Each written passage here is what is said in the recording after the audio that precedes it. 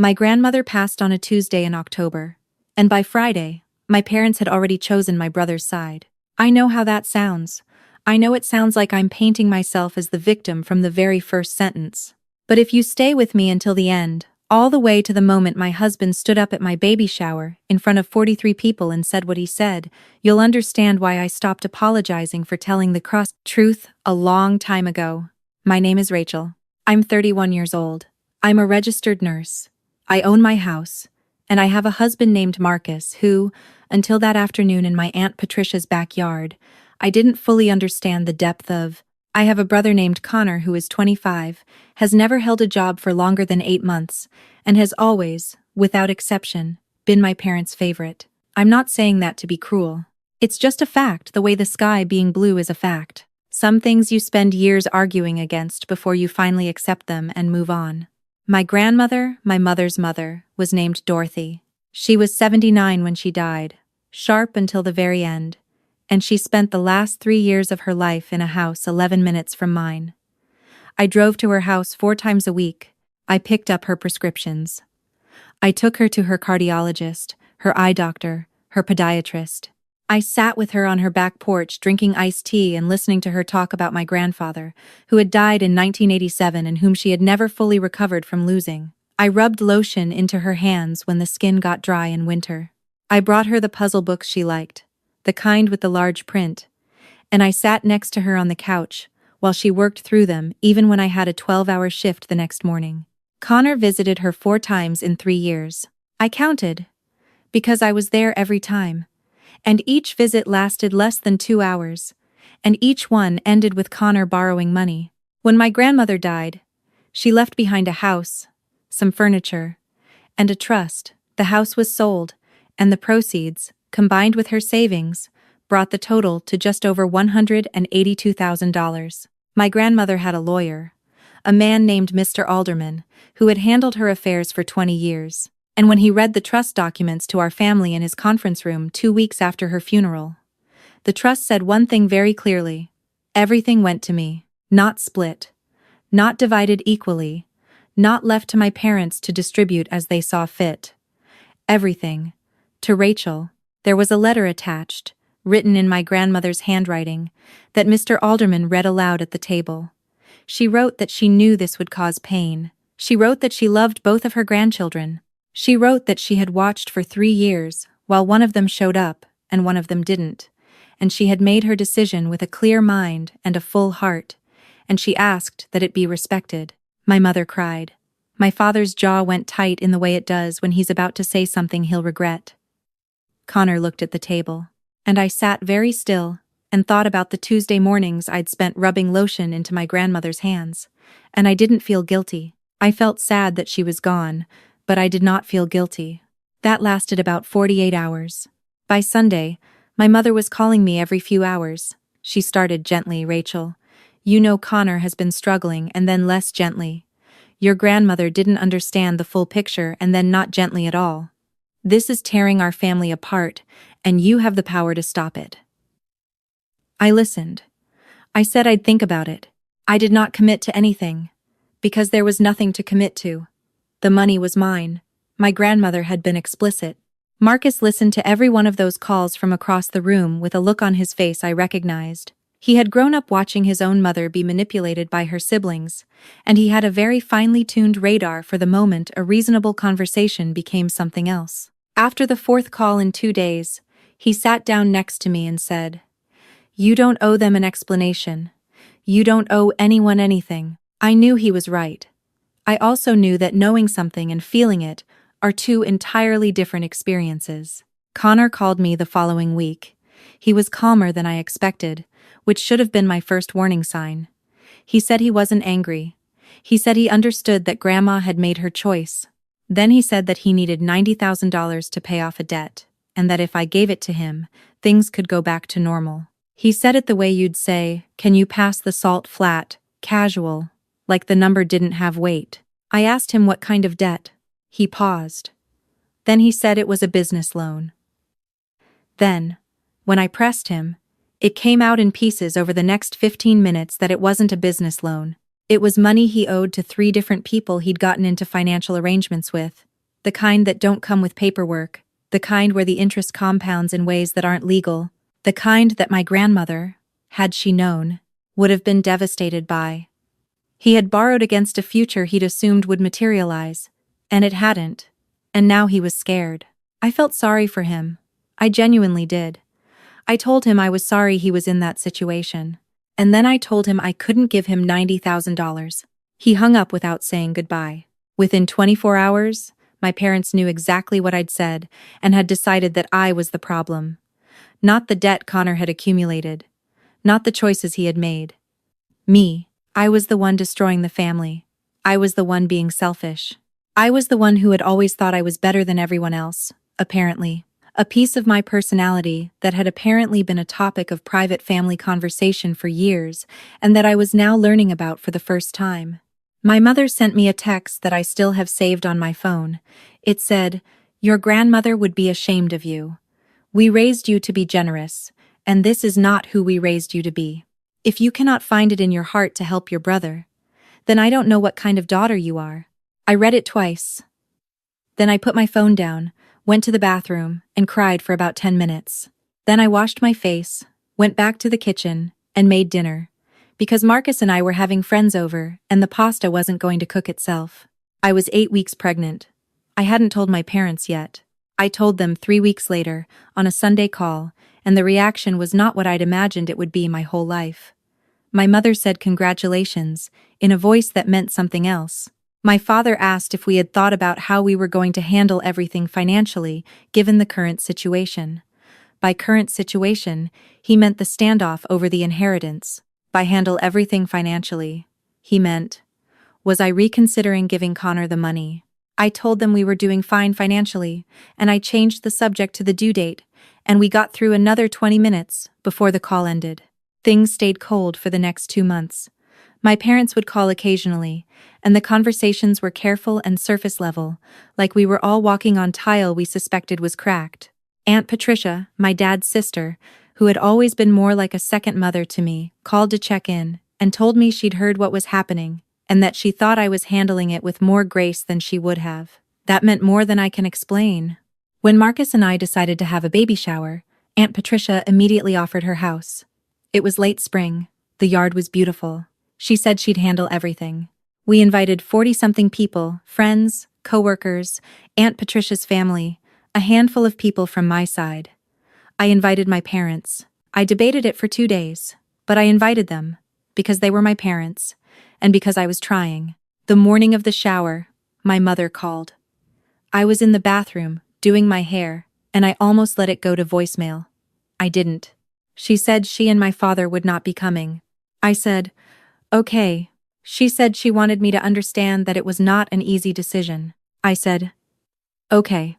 She said they were doing it because they felt they couldn't celebrate alongside people who didn't know the full story of what I had done to our family, and they weren't willing to pretend everything was fine.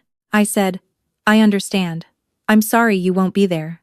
Then, I finished my hair, got in the car with Marcus, and drove to Aunt Patricia's house, and I spent 40 minutes in her kitchen pretending I hadn't just had that call, until Aunt Patricia looked at me and said, "They're not coming, are they?" And I shook my head, and she hugged me for a long time without saying anything, which was exactly right. The shower was beautiful. 43 people came.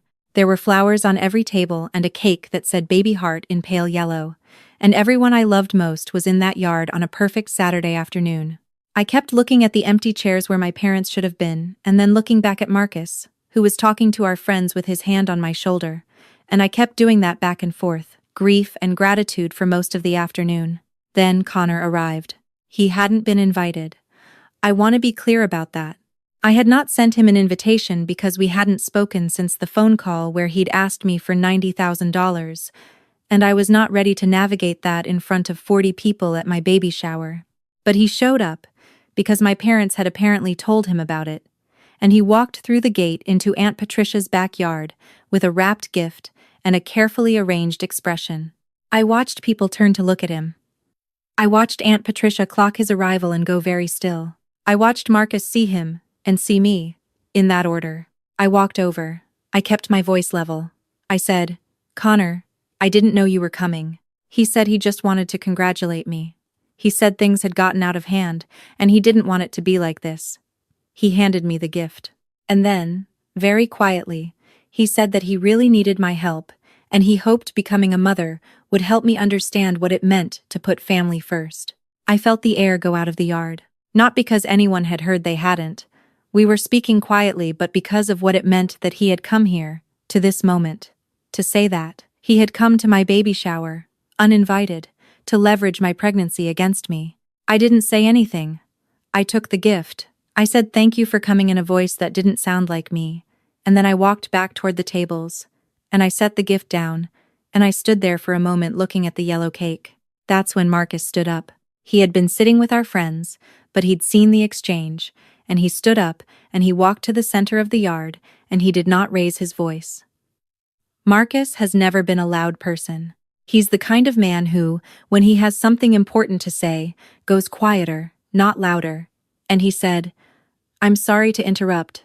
I need to say something." The yard went quiet. 43 people turned toward him. He said, "Most of you know Rachel and I have been going through some family stuff. I haven't talked about it because it wasn't my story to tell, but I'm going to say one thing, and then we're going to get back to celebrating." He looked at Connor. He didn't look angry. He looked the way a person looks when they've already decided something and are past the point of emotion about it. He said, "Rachel sat with her grandmother every week for 3 years. She took her to every appointment. She stayed late. She came early. She did that because she loved her, not for the money, not for anything, because that's who Rachel is. Her grandmother saw that, and she made a decision. And that decision was legal and final, and it was her right to make. Rachel has been asked to feel guilty for honoring her grandmother's wishes. She has been called selfish by the people who should be the most proud of her. And today, on a day that should be only about her and our baby, someone came to this house uninvited to do it again." He paused. "I'm asking that to stop. I'm asking it once, clearly, and in front of people we trust, so there are no misunderstandings later. Rachel is not selfish. She is the most generous person I have ever met, and she has given more to this family than they will ever acknowledge. And I will not watch her spend one more minute defending herself for something she should never have had to defend." The yard stayed quiet for another few seconds after he finished. Then Aunt Patricia started clapping, and a few other people joined, and Marcus sat back down and put his arm around me. And I realized I was crying not from sadness, for the first time in months, but from something else. Something that had been pressed down for so long it felt strange when it finally had room to breathe. Connor left 20 minutes later. He didn't say goodbye to me. He nodded at a few people and walked back through the gate, and I watched him go. And I felt the strange doubling of grief and relief that had become so familiar I barely recognized it as unusual anymore. My parents heard about what Marcus had said within 2 days. My mother called and left a voicemail that was more upset about the public nature of Marcus's words than about anything that had happened to me over the previous 5 months. My father sent an email saying Marcus had embarrassed the family and that it was clear to both of them that Marcus had been influencing my decisions throughout this process in ways that were not healthy. I listened to the voicemail once. I read the email. I didn't respond to either for a week. When I did respond, I said this: "I love you both. I want you in my life and in my child's life, but I need you to understand that I am not going to give Connor that money. And I am not going to apologize for honoring my grandmother's wishes, and I am not going to ask Marcus to apologize for defending me. Those 3 things are not up for discussion. If you want a relationship with me and with your grandchild, I would love that. But it starts with those 3 things being settled." My mother called back 2 hours later. She cried. She said things had gotten away from them. She said she knew they hadn't been fair to me. She said she had been so focused on Connor's problems that she hadn't stopped to see what they were doing to me, and she was sorry. I listened to all of it. I didn't say it's okay, because it wasn't okay. Not fully, not yet. But I said I heard her, and I said I wanted to move forward, and I said I needed time. What my mother didn't know, what neither of my parents knew, was that I had already spoken to Mr. Alderman 3 weeks earlier about something Connor had done. It came out through a friend of a friend, the way these things always do, in a text from someone who thought I already knew. Connor had been telling certain members of our extended family cousins, my grandmother's old neighbors, people who had known her for decades, that the trust had been the result of me isolating my grandmother in her final years. That I had pushed him and my parents out of her life, limited her contact with the family, and manipulated her into changing the trust in my favor. He had been saying this quietly, strategically, to people who wouldn't know to check. When I read that text, I sat in my car in the hospital parking lot for 15 minutes. Then I called Mr. Alderman. He told me that my grandmother had made no changes to the trust in her final 3 years. The trust had been structured the same way for 11 years, long before I had started driving her to appointments. She had added the personal letter 2 years before she died, on a day when I was working a shift and had no idea she was at his office. He had witnessed it himself. She had been, in his words, entirely clear and entirely certain. He said that if Connor was making those claims to people, I might have grounds to address it formally.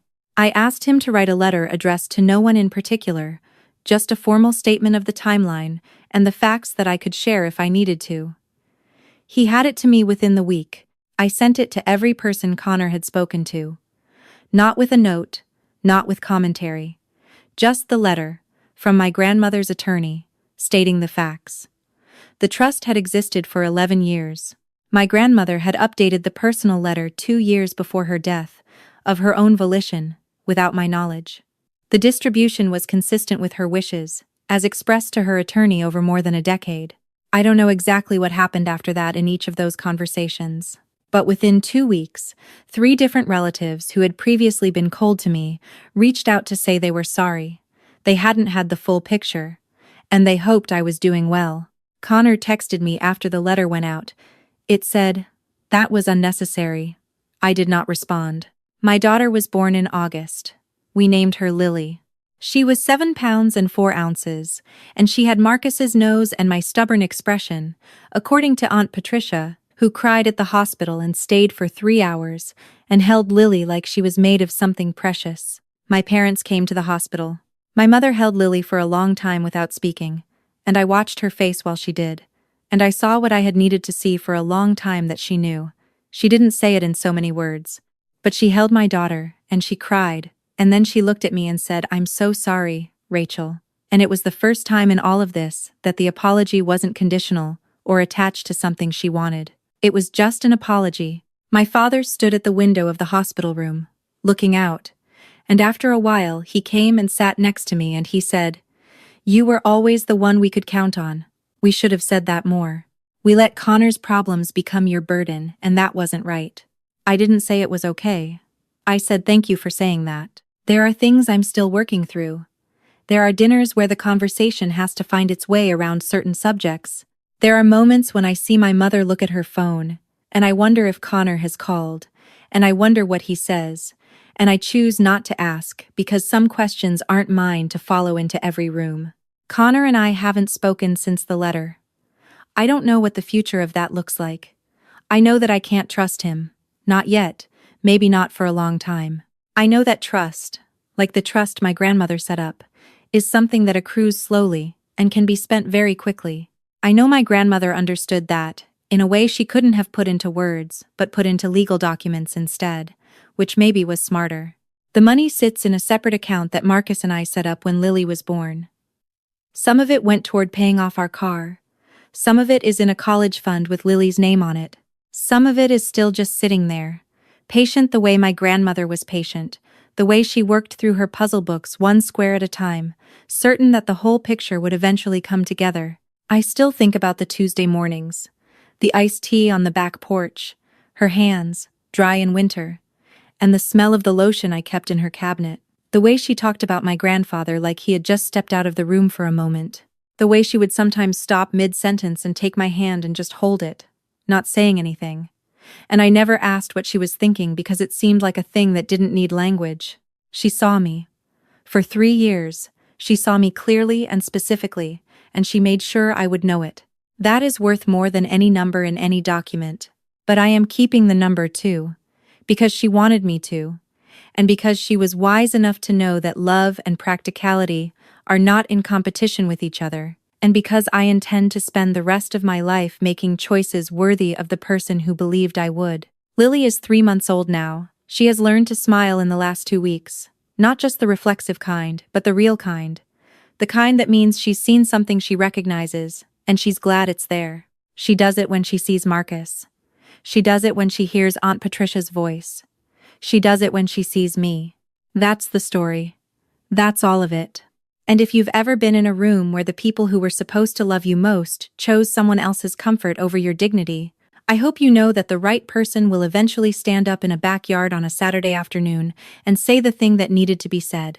And I hope, when they do, you let yourself cry, not from sadness, but from the thing underneath it, the thing that has been waiting a long time to have enough room to breathe.